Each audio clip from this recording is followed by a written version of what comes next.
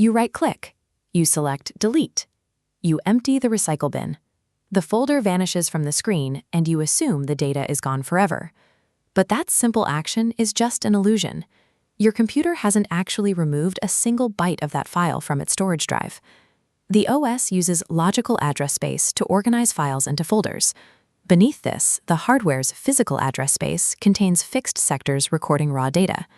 Deleting only severs the connection between them. The OS stops tracking the file, but the physical data remains completely untouched. Digital forensics operates in the gap between those two layers. Analysts recover seemingly lost information by ignoring the operating system's logical instructions and going straight to the physical hardware execution. True deletion is never a software command. It is a physical overwrite event. In modern Windows environments, data organization is handled by the New Technology File System, or NTFS. NTFS relies on a central index called the master file table. It stores strict metadata like timestamps and file names. For standard files, this entry acts as a map coordinate, pointing directly down to a specific 32 kilobyte cluster on the physical drive where data resides. When you delete a file, the operating system doesn't bother to wipe those 32 kilobytes of physical data. Instead, it accesses the MFT and flips a single status bit in the index. The file's entry in the master file table is simply marked as unused. The map coordinate is erased. The immediate consequence is that the operating system now perceives that 32 kilobyte cluster as completely available, free space, ready to hold new data. The OS avoids spending the time and computational energy required to actually overwrite the physical block. It just updates the index and moves on. The file system is merely a map. Burning the map does not destroy the territory, it just makes it harder to find the data. Because the software is only managing the index, the physical hardware architecture ultimately dictates whether we can recover that lost data.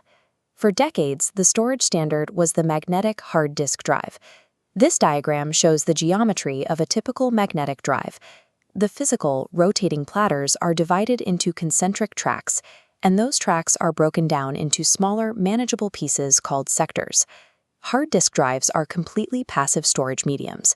The physical data remains magnetically written indefinitely, sitting undisturbed until a new file actively overwrites it.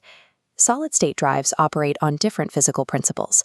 Instead of magnetic platters, SSDs store data electronically in NAND flash memory, managed by a dedicated controller chip. Unlike passive drives, SSDs constantly run optimization processes. To maintain efficiency, modern SSDs utilize a command called trim. When a file is deleted, trim tells the SSD controller to permanently erase the specific NAND cells holding that data. This is a stark contrast to the passive hard drive. If trim is enabled, the physical data is genuinely destroyed almost immediately. But SSDs contain a forensic anomaly, over-provisioning space. This is hidden storage reserved for the controller to improve lifespan. As the controller balances wear, it can inadvertently move fragments of deleted data directly into this restricted space. This restricted area is completely invisible to the operating system, but an analyst with physical access to the drive can extract residual data from it. SSDs are a double-edged sword. They automate data destruction by trim, but their internal maintenance routines inadvertently create hidden vaults of residual data. So if the master file table index is completely overwritten, or the partition itself is destroyed, how do analysts find the remaining data? They use a technique called carving, a low-level binary scan that completely bypasses the operating system to read data on the bare metal. Analysts aim their carving tools at two primary hunting grounds: unallocated space, which doesn't belong to any active partition, and free space, which is partitioned but logically empty according to the MFT. But there is a third, highly lucrative target for carving known as slack space. Slack space is a product of simple mathematics. Hardware sectors are divided into fixed, uniform sizes, often 512 bytes. If you save a 400-byte file into a 512-byte sector, you get a 112-byte gap. That gap is slack space. The OS cannot assign a new file to it, meaning fragments of older, deleted data can linger there undetected. Because analysts lack a map, carving requires scanning raw hexadecimal code for specific byte sequences called signatures. They look first for a header signature, a unique sequence identifying the start of a file, like a SQLite database. Once a carving tool identifies a valid header, it extracts the subsequent data block by block. The extraction stops when it recognizes a footer signature marking the end of the file, or when it reaches a predetermined file size limit. The primary limitation to this method is fragmentation. If the original file was broken up and scattered across non-sequential sectors on the disk, carving the raw data block by block becomes significantly more difficult. But when it works, carving represents the most foundational level of digital forensics.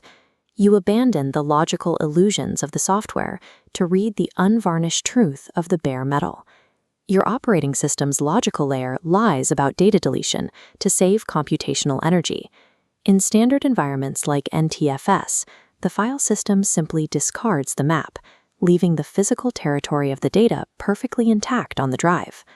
Modern solid-state drives actively fight this recovery using trim commands, but they still leak forensic evidence into hidden physical anomalies like over-provisioned space. Professional forensic toolkits are engineered specifically to navigate this hostile architecture. They automate the complex carving of slack space, free space, and raw memory dumps, scanning for signatures to piece together fragmented databases and hidden files. To a forensic analyst, a file is only truly gone when its physical binary is completely overwritten by new data. In the realm of digital investigations, the software provides the alibi, but the hardware always holds the evidence.